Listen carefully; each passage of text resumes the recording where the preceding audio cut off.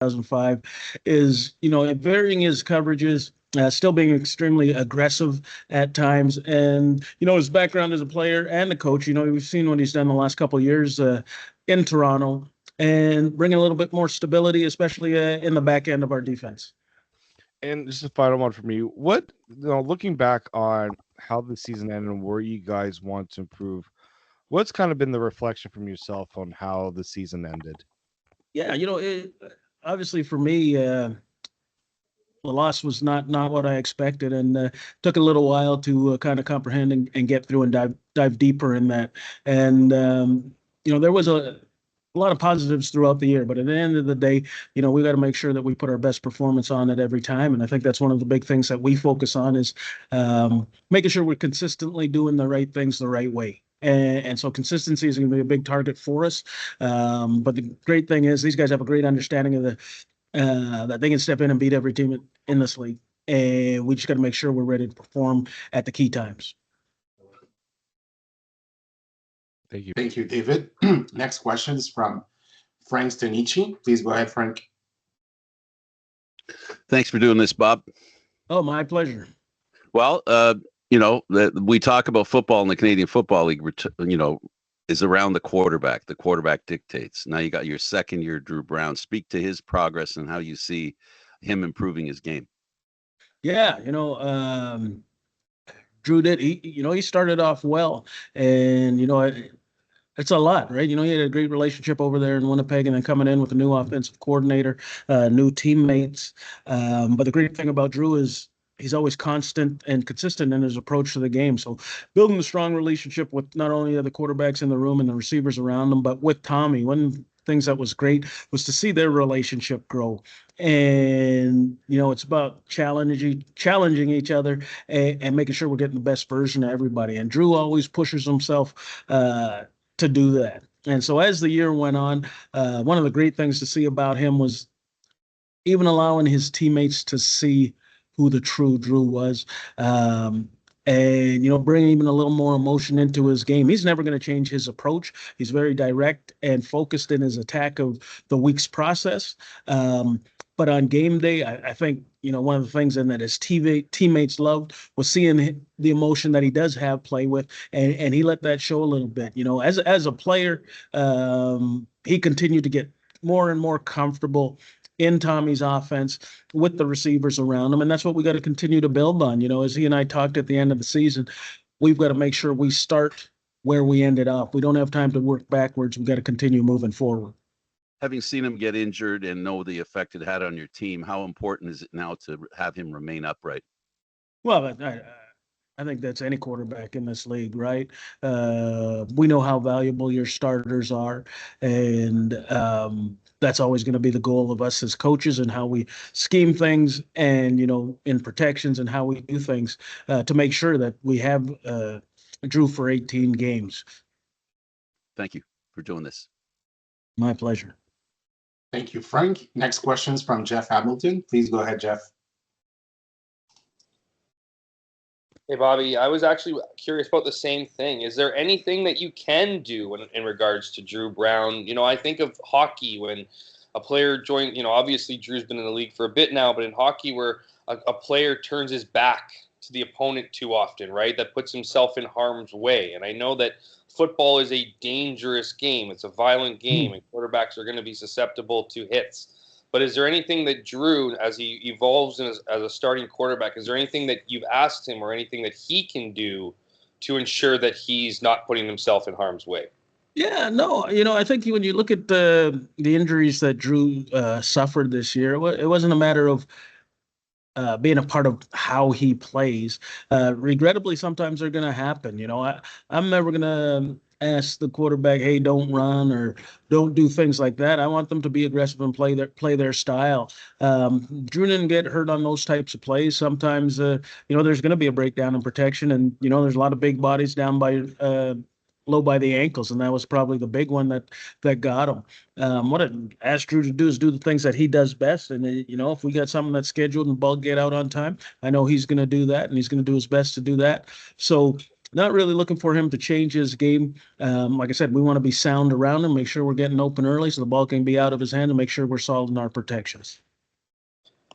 I got to ask you about the hiring of Rick Campbell. I know, Bobby, that you are a confident man. Yeah. There's not a lot of men in your position who would hire a former head coach of the exact same organization as his assistant. Some might even suggest he would be a natural progression for a head coach, right? I'm just curious about the decision. Obviously, is it a matter of bringing good people in that can do the job well? 100%. Here's the thing. Rick brought me here into Ottawa, right? And he and I obviously have a relationship. And for me, the biggest thing is what my mandate is for this team to win a Grey Cup. And I'm going to surround myself with the best people possible. I don't worry about situations of, well, he could do this or he could do that. That's not how I live my life. I live my life about, hey, I believe in players first off. I believe in the men around me, and that if we're of one goal, you know what, we're going to be successful. At the end of the day, when we are successful, it's going to be good for Rick, and it's going to be good for me. And so, like I said, I don't worry.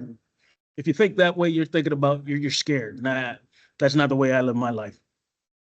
Didn't think it was. Thanks, Bobby. Yeah. Thank you, Jeff. Next question is from JC Abbott. Please go ahead, JC. Hey, Bob, JC Abbott, 3 Down Nation. Just want to ask you about the addition of William Stanback to your roster, and what does that mean for Devontae Williams going forward? It means that we've got 2 very talented backs. You know what I mean? They both play different styles of the game. You know, when you look at Devontae, I mean, 2 totally different body types. Williams, big physical guy, can work downhill and be in between the tackles and really lean on people. One of the big things for me is, as you look at how we were as an offense, it's important for us to be consistent in running the ball. And having a big back like that on the field at times will be fantastic for us, getting physical and letting the offensive linemen lean on the guys and not sit back and have to worry about being pass protection all the time. Whereas as we saw in 2023, Devontae is probably one of the most exciting and explosive players in this league. And so the onus is on us to make sure that we work the roster properly so that we can have 2 dynamic players on the field and, make us even that much more dangerous offensively. Obviously, we didn't get a chance to see Devontae last year. Are you Yep. expecting that he's fully healthy for training camp? What's his status right now? Yeah, that's exactly what we're hoping on. We're hoping. I talked. It was funny because I had talked to him probably a day before William had gotten released, and obviously had no idea with regards to that situation. But yeah, I was talking to him about seeing where he's at, and he's excited to be back. He's working hard back at home, and so yeah, so it really gives us maybe a dynamic duo. You mentioned most exciting players in the CFL there. I think on the short list of that would be Khalil Pimpleton. Had, I think, 4 NFL workouts, but hasn't signed a contract yet. What are your expectations in terms of whether or not he's going to be with your team next season or south of the border? Those are things that Khalil will have to work out, and those are things that the teams down there will have to work out. In all my contact with Khalil, I know he's excited to be a Red Black, and if the opportunity doesn't arrive for him to go down there, then he'll be back with us. As well, I'm not saying that he would take every opportunity. I think it has to be the right opportunity for him to leave. I think, Khalil's really liked his time here. I think he's got, may want to make his mark here before he pursues other things. But at the end of the day, I always support these guys because it is a lifestyle changing opportunity that if they decide to go, they've got nothing but my support. But if he's here, I'll be super excited to see him be as dynamic as he was last season, or even better. Awesome. Thanks, Bob. You're welcome. Thank you, JC. Next question is from Don Brennan. Please go ahead, Don. Hi, Bob. I I wasn't even aware that my hand was still up. And of course these sharp reporters are ahead of me, ask questions that I wanted to ask. But there's another one. I just want to see where you are with your coaching staff now. Is it all in place for the upcoming season? Like, is Greg Marshall back and everybody? Well, yeah, in there? predominant. Yeah, sorry, Don. Sorry to cut you off. Predominantly, No. everything's coming in. After this weekend down here is a great opportunity where you run into a lot of coaches, right? And so, just finalizing some things down here. I'm sure. We'll get right back to you in Ottawa. You'll be one of the first people to know once everything is finalized. You've re-signed a few players over the last week or so, and up till today with Bladek resigning or being announced as resigning. I guess, how important is it for you to bring as many of these guys back to continue what you're working on? Well, it's very, Don, one of the things we talk about is consistency and continuity, right? A lot of these guys, some of them have tasted, they had a little sour taste in their mouth from last year, but some of these guys performed well. And we want to make sure, as I said earlier, that we continue and start from a point of head of where we did last year. And a big part of that, I mean, you look at the teams that are successful in this league, a team like Winnipeg that, doesn't have a lot of roster turnover. They're able to bring the key components back to allow them to be successful and start fast. And that's exactly what we want to do. Sean and the personnel department's done a fantastic job in getting these guys done. So, there's always going to be change, and, we're going to be down getting into free agency here in a couple of days.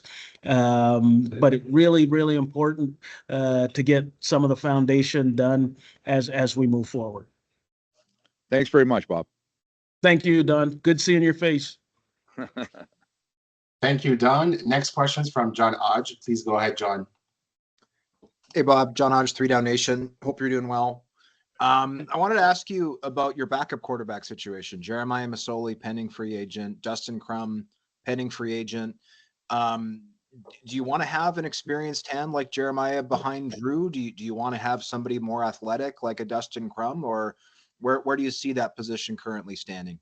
Well, in our league, you're talking to me about Drew and staying healthy, and ideally he plays 18 games for us, and that's all we end up having to worry about. But at the same time, you want to make sure that you'd like to have a little experience in behind them, and as well some youth.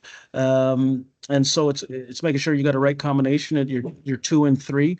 You have to make sure that it's funny, Brendan Taman always says, and Sean says, maybe the most important thing is your number 2 in case something happens to your number 1. You got to make sure that they're able to maintain and carry the team for another 3 games till your guy gets back, or however long he is. So we want to make sure we got some experience there.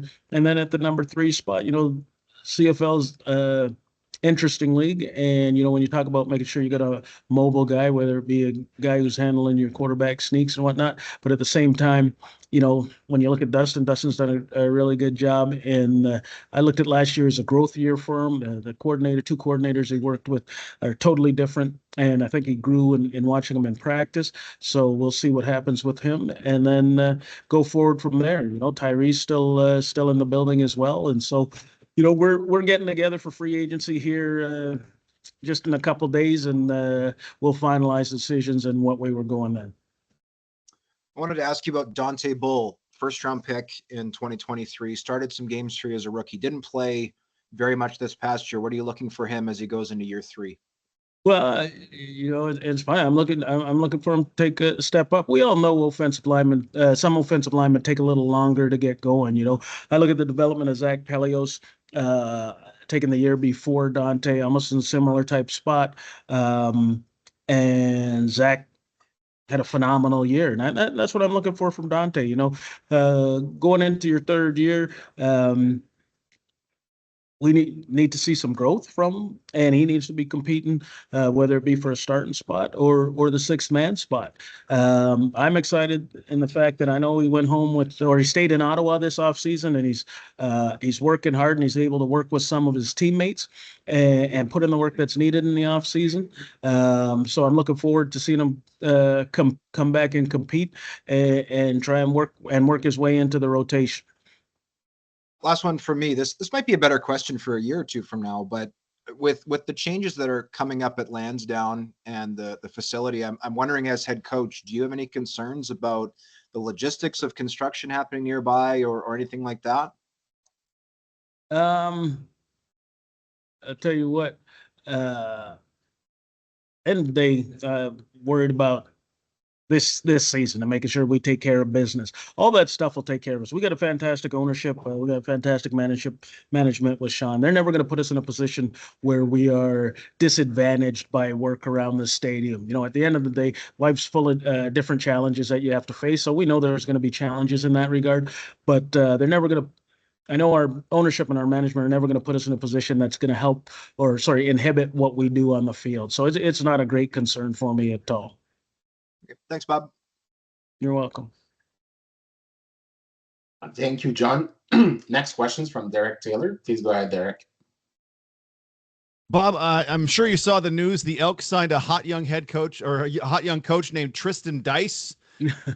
I'm curious what it's like watching him go into year number 5 as a CFL coach.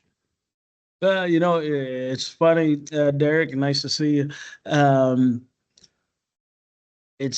It's great. Obviously, I'm very proud of him, right? At the end of the day, this is a tough business, and he had a couple opportunities, maybe even 3 to look at once he became free from Vancouver, and to see the fact that there's people out there who valued what he does and what he brings to an organization obviously makes me very proud. And I thought it was good for him to go through an off season where, you know, there's a little bit of uncertainty, right? Because that's a big part of this business, and he had a pretty stable flow there for a number of years, and it was good to let him see the other side of the business and help him grow in that regard. So we had a lot of conversations with that regards. You know, it's funny. He and I just finished driving this car back from Vancouver through the mountains of Missoula in the middle of January, which I don't advise to anybody.